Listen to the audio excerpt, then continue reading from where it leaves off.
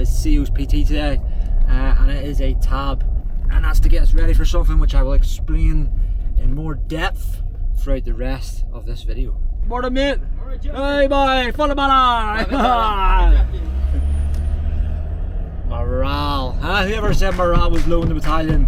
Hoorah! Let's get this tab done.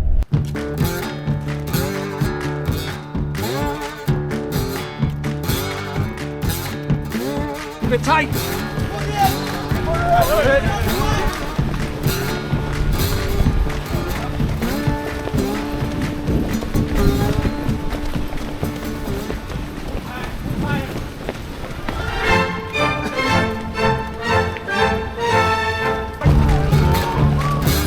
Behind there, Chief Ranger.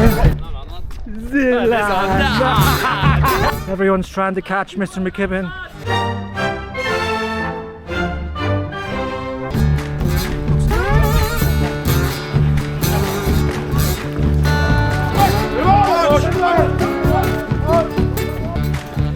Come on, sir, it's not hard. Come on, put your burden back on. Come on.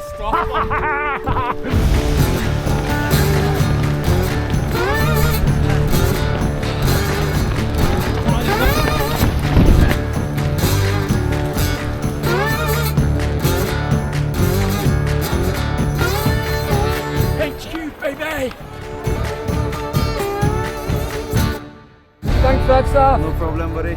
Next week, 8 miles next week. Woo! So that's a great session there. Good to get back into some more arduous stuff again for CO's PT. The big principles to really look at if you want to be this kind of hybrid athlete, tactical athlete, whatever you want to call it, is your strength, your balance, your flexibility and your endurance.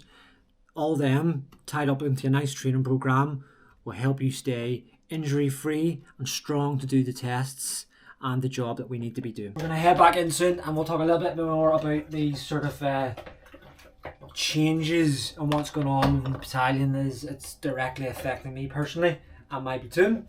I had a lot of stuff planned for next year, which is still going to happen, but this change has kind of like got me excited and I kind of like want to stay here now and like just blow out all my other plan, but I can't do that. Right, anyway, right, back in, parade the guys, get ready to do this mobility stuff, and we'll talk a little bit more about this change. Get your balance and then close your legs. Or close your legs, close your eyes. Come on, think about that. Your fucking right leg's obviously shitter than your left, Happy. Now we know what we need to focus on then is your right leg. Think about your stomach, tense your core. Looks like you're dancing to the music here. Lad. I'm on a fucking ninja there. Huh? Controlling the mind, bending spoons with your mind. Up. What is in there? Up. Okay. Did you touch it? Keep going. Left. So, face down, your forehead on the mat, and then you want to keep your arm off the ground, and then you want to, from your head towards your glutes, but not touching your glutes, and then back towards your head, and then keep on doing it. Happy? So hands right out, come right back down to your ass basically. That's it, nice and slow, don't be any bouncing, no twinkling. Breathe as you're doing it.